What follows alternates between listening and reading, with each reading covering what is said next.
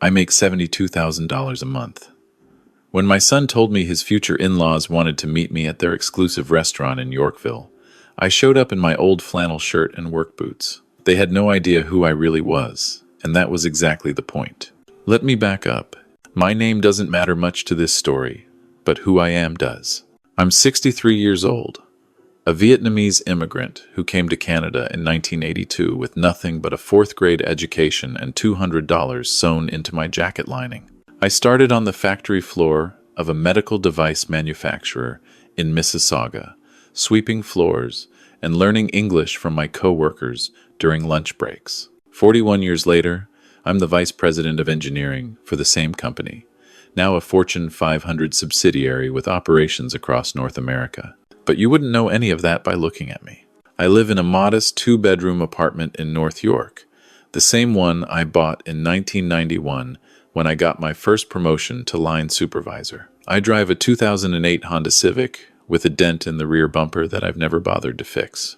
My favorite jacket is a 15-year-old fleece from Costco.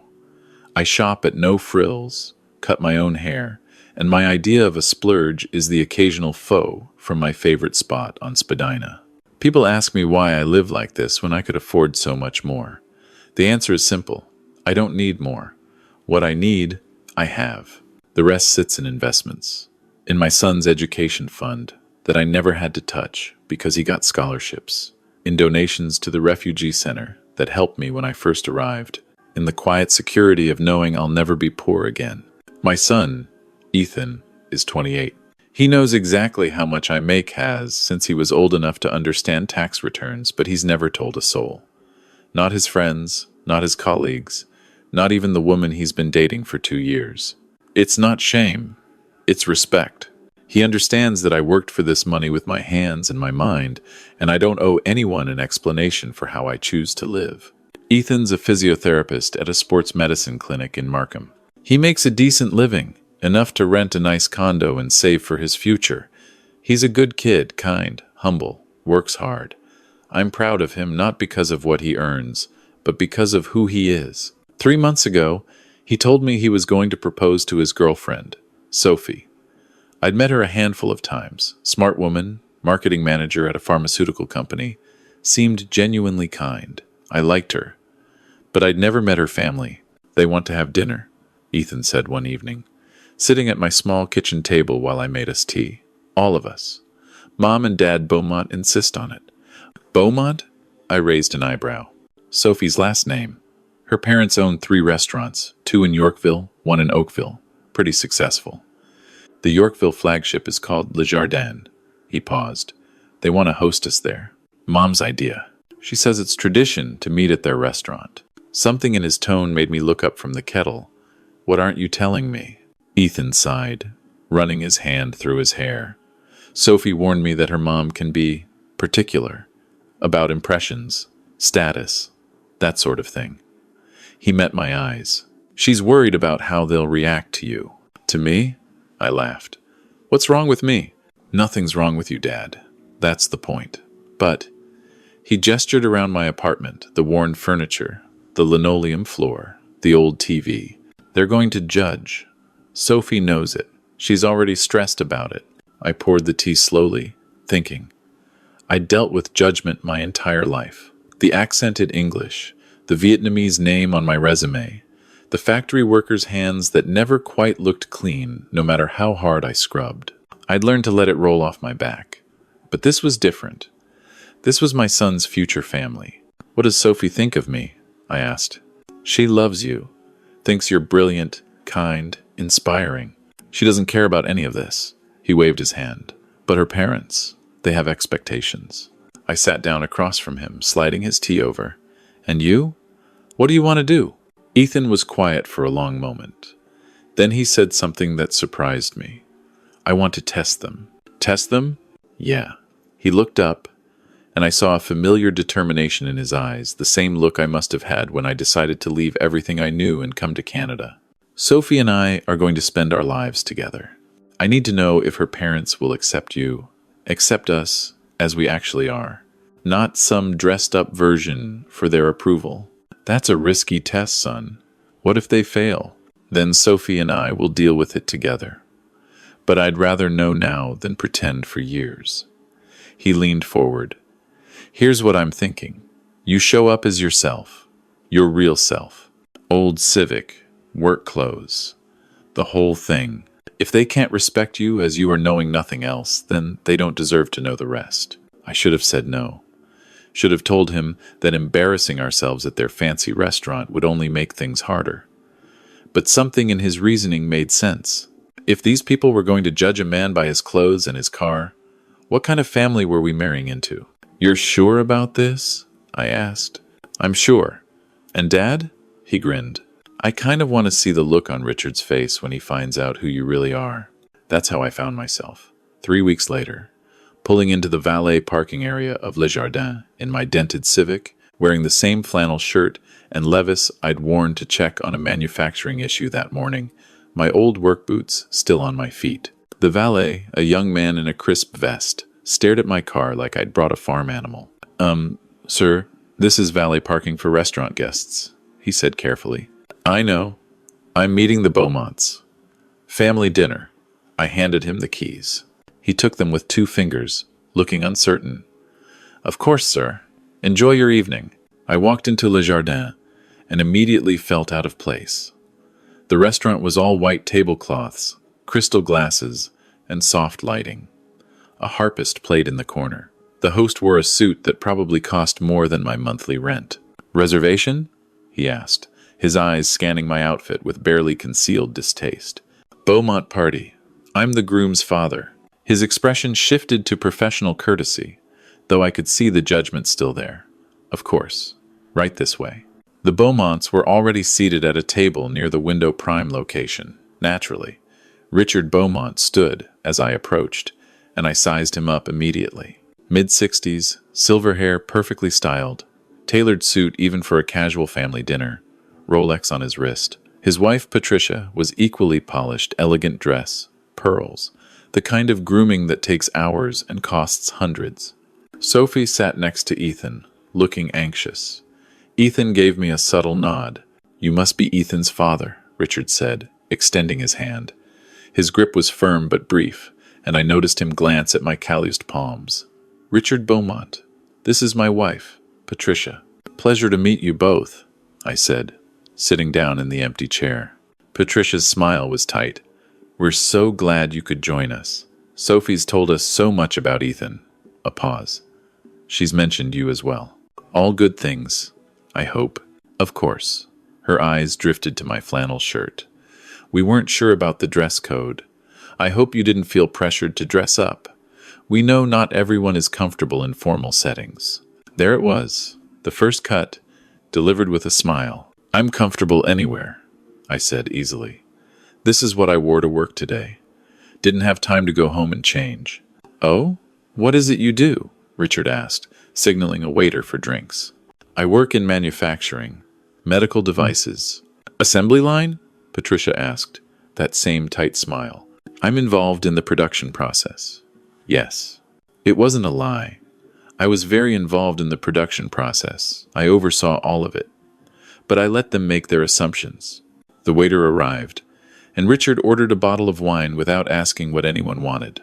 It was a power move, subtle but clear. When the sommelier brought it a $300 Bordeaux, I noticed from the label Richard made a show of tasting it, nodding his approval like a connoisseur. So, Richard said, after everyone had wine, Ethan tells us you've lived in the same apartment for over 30 years. That's quite a commitment to a neighborhood. It's home, I said simply. North York, isn't it? Patricia added. Near Finch? That's right. Charming area. Very diverse. The way she said diverse made it clear she didn't mean it as a compliment. Sophie shifted uncomfortably.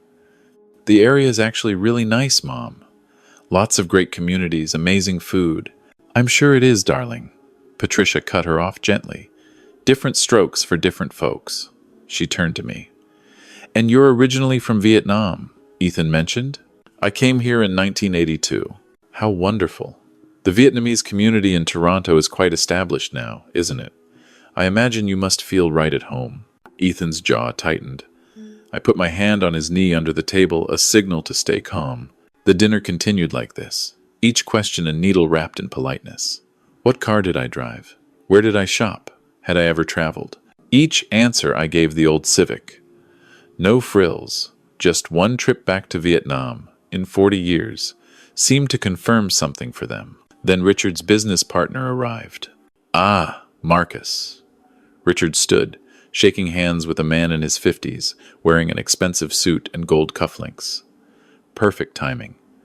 I wanted you to meet Sophie's young man and his family. Marcus Chen, no relation, different surname, greeted everyone with the kind of charm that immediately set off warning bells in my head.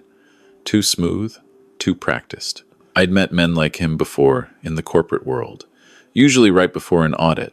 Marcus is my partner in our Oakville location, Richard explained. Brilliant businessman. Just expanded his portfolio, bought a condo development in Waterloo. Isn't that right? Just closed last week, Marcus said, flashing white teeth. Student housing. The returns are incredible.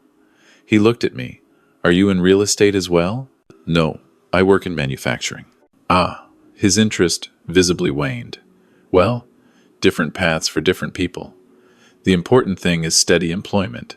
Steady employment, like I was a factory worker, clocking in and out. Richard turned to Ethan. You know, son, as you and Sophie plan your future, it's important to think about financial stability. Patricia and I have always believed in building legacy, creating something substantial. Our restaurants aren't just businesses, they're investments in our family's future. That's wonderful, Ethan said carefully. We'd naturally want the same for Sophie, a partner whose family can contribute to that stability. Richard smiled. I'm sure you understand. There it was, the real purpose of this dinner. Not to get to know me, but to assess whether Ethan's family was good enough. Ethan's face went red, but before he could speak, Sophie jumped in. Dad, that's not. Ethan and I are building our own future. We don't need... Of course you are, sweetheart, Patricia soothed. Your father just wants to ensure you're taken care of. It's natural for parents to worry. I don't need taking care of, Sophie said, her voice strained. The tension at the table was thick enough to cut. Marcus, sensing the awkwardness, tried to lighten the mood by launching into a story about his latest business venture, some investment opportunity he was bringing to Richard and Patricia. I listened carefully, too carefully, because Marcus was describing a real estate investment scheme that sounded remarkably similar to a fraud case I'd read about in the Financial Post last month. Similar structure, similar promises, similar red flags. I kept my expression neutral, but my mind was racing. I'd been in business long enough to recognize a con when I heard one. And Marcus Chen was either a fool or a con artist. Probably the latter. The dinner, finally, mercifully, ended. Richard insisted on paying another power move, and as we stood to leave, Patricia pulled Ethan aside. I was close enough to hear her say, Are you sure about this, dear? Your father seems like a nice man. But Sophie deserves someone whose family can provide certain opportunities. Ethan's voice was cold when he responded. Sophie deserves someone who loves her. I do. That's all that matters. In the parking lot, after the Beaumonts had left in their Mercedes, Ethan turned to me. I'm sorry, Dad. I'm so sorry. That was worse than I thought. Don't apologize, I said. This was your idea, remember? And it worked. Now we know exactly who they are. Sophie was crying. I'm so embarrassed. I knew they could be snobby, but I didn't think they'd be so openly cruel. I'm sorry. I hugged her. You have nothing to apologize for. You can't choose your parents, but you can choose how you respond to them. I pulled back, looking at both of them. The question now is, what do you want to do about it? I love Ethan, Sophie said firmly. I don't care what they think, even if it means a difficult relationship with your parents. She nodded. Even then, Ethan took her hand. We'll figure it out together. I looked at both of them, young, in love, determined, and felt proud. But I also felt something else, protective and suspicious. I need to tell you both something, I said. That business partner of your parents, Marcus, I think he's running a scam. They stared at me. How do you know? Sophie asked. Because I've been in business for 40 years, and I've seen this exact type of scheme before. I pulled out my phone. I'm going to make some calls tomorrow. Look into him. If I'm right, your parents are about to lose a lot of money. Should we warn them? Sophie asked. I thought about Richard's condescending smile, Patricia's tight courtesy, their casual cruelty masked as concern. I thought about warning them anonymously. Then I thought about how they'd react to a warning from someone they dismissed as a factory worker. Not yet, I said. Let me gather evidence first. If I'm wrong, no harm done. If I'm right, I met Sophie's eyes. Would they listen to a warning from me? Honestly? She bit her lip, then shook her head. No, they'd think you were jealous or trying to sabotage them. Exactly. So, I'll do this quietly, through proper channels. What I didn't tell them was that proper channels meant using every resource at my disposal, the legal team at my company, my network of contacts in finance and law enforcement, my own considerable experience with corporate fraud. The next morning, I made a call to James Chen, our company's general counsel. We'd worked together for 15 years. I trusted him completely. James, I need a favor. Personal, not professional. What's going on? I explained the situation, Marcus Chen, the investment scheme, the red flags. James was quiet for a moment. I'll look into it. Quietly. Give me a week. It took him 4 days. You were right, James said when he called me back. Marcus Chen is running a Ponzi scheme. Small scale, under the radar, but definitely illegal. He's been taking money from investors, promising 20% returns, using new investor money to pay earlier investors. The real estate deals he claims to be doing, most of them don't exist. He owns one property in Waterloo, bought with investor money, but the rest is smoke and mirrors. How much are the Beaumonts into him for? Based on what I could find, they've invested about $200,000 over the past year. He's been giving them returns that are actually just a fraction of their own money back. Classic Ponzi structure. How long until it collapses? Hard to say. Could be months, could be weeks. These things usually blow up when he can't pay promised returns. That, or someone gets suspicious and calls the authorities. Can we call the authorities? We could. But here's the thing, if we report it now, the Beaumonts lose their money either way. The money's already gone, spent by Marcus, or used to pay other investors. Best case scenario, they get pennies on the dollar back years from now, after legal proceedings. I thought about this. What's the alternative? You could warn them directly. Give them a chance to pull out before it fully collapses. They might not get all their money back, but they could minimize losses. They won't listen to me. Then they're going to learn an expensive lesson. I struggled with this for days. Part of me wanted to let them suffer the consequences of their own arrogance. They'd been so quick to judge me, so certain of their superiority. Watching them lose money to a scam while thinking they were too smart to be scammed. There was a certain poetic justice to it. But Sophie would be caught in the middle. And more than that, I couldn't let innocent people be defrauded, even if those people had been cruel to me. It wasn't about them. It was about doing what was right. I had James draft an anonymous letter detailing the red flags, including enough specific information to be credible, but not so much that it could be traced back to me. We sent it through a lawyer with no connection to my company. 2 weeks later, Sophie called Ethan in tears. They didn't listen, she said. I found a letter someone sent my parents about Marcus. They threw it away, called it jealous gossip from a competitor. They just gave him another $50,000. Ethan looked at me while she was still on the phone. I shook my head slowly. I'd tried. They'd made their choice. The collapse came 3 weeks after that. Marcus Chen was arrested at Pearson Airport trying to board a flight to Hong Kong. The fraud investigation made the local news. Investors had lost over $3 million collectively. The Beaumonts were listed among the victims. Sophie called her parents immediately. They were devastated. Not just about the money, though that was bad enough, but about the humiliation. Their business partner, someone they'd trusted and bragged about, was a criminal. Everyone would know they'd been duped. Richard called Ethan the first time he'd initiated contact since the dinner. Is there any way?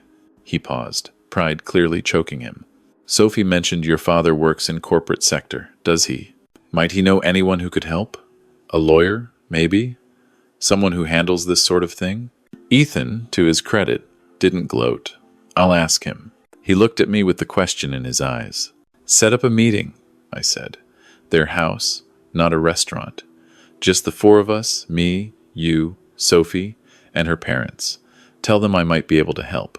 The Beaumont house was in Vaughan, a sprawling property with a circular driveway and columns at the entrance. I pulled up in my Civic, but this time I was wearing a suit. Not the most expensive one I owned, but professional, clean. The man who stepped out was the me they should have met the first time. Patricia answered the door, and I watched her eyes widen slightly. She'd been expecting the flannel shirt factory worker. Instead, she got a well-dressed businessman carrying a leather portfolio. Please, come in, she said, uncertainty in her voice. Richard was in the living room, looking 10 years older than he had at dinner. The weight of the fraud hung on him like a physical thing. Thank you for coming, he said stiffly. Sophie said you might know people who could help. I do, I said, settling into the chair across from them. But before we talk about that, there's something I need to tell you. Something I should have told you the first time we met. They looked confused. My name is Thanh Nguyen. I'm the Vice President of Engineering for Meditech Solutions, the largest medical device manufacturer in Canada. I've held that position for 12 years. Before that, I was Director of Operations. Before that, Plant Manager. I started as a Quality Control Inspector 41 years ago, and I worked my way up. I make $72,000 a month. I live in a small apartment in North York because that's where I'm comfortable. I drive an old car because it works. I don't need to prove anything to anyone.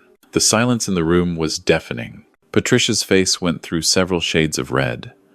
Richard opened his mouth, closed it, opened it again. Richard couldn't finish the sentence. The factory worker you dismissed at dinner. Yes. I opened my portfolio. I also knew Marcus Chen was running a scam the moment I heard him speak that night. I had my company's legal team investigate him. We sent you an anonymous warning letter 3 weeks ago. You chose not to listen. Patricia's hand went to her mouth. That was from you? I tried to warn you quietly. I knew you wouldn't take advice from someone you judged as beneath you. I was right. You threw the letter away. Richard stood up, started pacing. Why are you here now? To rub it in our faces? To show us how wrong we were? No. I pulled out another folder from my portfolio. I'm here because my son loves your daughter, and that makes us family, whether you like it or not. I'm here because what Marcus did was wrong, and I don't like seeing people defrauded, even people who were unkind to me. And I'm here because I can actually help. I handed them the folder. This is a contact for one of the best financial fraud attorneys in Ontario. He owes me a favor. I've already briefed him on your case. He'll take you on, and he'll work to recover as much of your money as possible. It won't be everything, and it won't be fast, but it's more than you'd get on your own.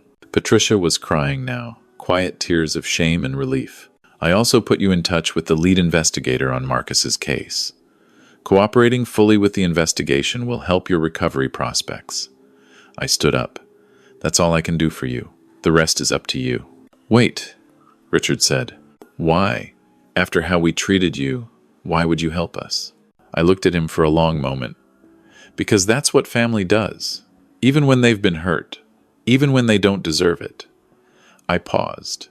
And because I wanted you to understand something, the man you judged for his old clothes and his small apartment, that man has more power to help you right now than all your fancy restaurants and expensive wine combined. Character isn't measured by what you own. It's measured by what you do. The meeting ended there. I didn't wait for their gratitude or apologies. I'd said what I needed to say. In the car, Ethan was quiet. Then he said, "That was the most badass thing I've ever seen." I laughed. It wasn't about being badass. It was about doing what's right. Even for people who don't deserve it, especially for people who don't deserve it. That's when it means the most. 3 months later, Sophie and Ethan got engaged officially. The Beaumonts had recovered about 60% of their investment through the attorney I'd connected them with. They'd also done something I hadn't expected. They'd come to my apartment. Patricia stood in my small living room, looking at the worn furniture and old TV, and cried. "I'm so sorry," she said, "for everything, for how we treated you, for what we assumed, for being so shallow. Richard was more reserved, but I could see the genuine remorse. You showed us grace we didn't earn. That won't be forgotten. It's already forgotten, I said. We're family now. We start fresh. The wedding was small, intimate, at a park in High Park. No fancy venue, no expensive catering, just family and close friends. Sophie wore a simple dress. Ethan cried when he saw her. I cried too, though I tried to hide it. Richard pulled me aside during the reception. Can I ask you something? Why do you really live the way you do? You could have a mansion, luxury cars, everything. Why don't you? I thought about the question. When I came to this country, I had nothing. Every day, I wasn't hungry. Every day, I had a roof over my head, was a gift. Somewhere along the way, I realized that having more than enough is the same as having enough. The extra doesn't add to my life. It's just extra, I smiled. But the money I save, that goes to people who need it. Refugee programs, scholarships, charities. That adds to my life. Knowing I'm helping others the way I was helped.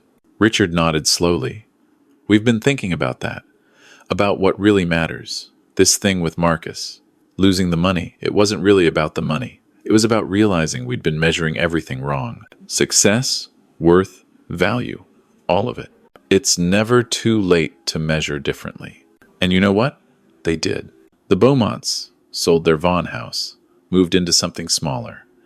They started volunteering at a community kitchen. Patricia told Sophie she'd been thinking about what brings her joy, and it wasn't impressing people at restaurants. As for Ethan and Sophie, they're happy, building their life together, their own way, free from the pressure of living up to anyone's expectations. I still live in my apartment in North York, still drive my Civic, still shop at No Frills. But now, once a month, I have dinner with Richard and Patricia. We rotate, sometimes at their place, sometimes at mine, sometimes at a nice restaurant where we split the bill. Last week, Richard drove up in a 10-year-old Toyota. Patricia laughed when she saw my face. We figured, she said, if it's good enough for a VP, it's good enough for us. We're learning, all of us. That's what family does.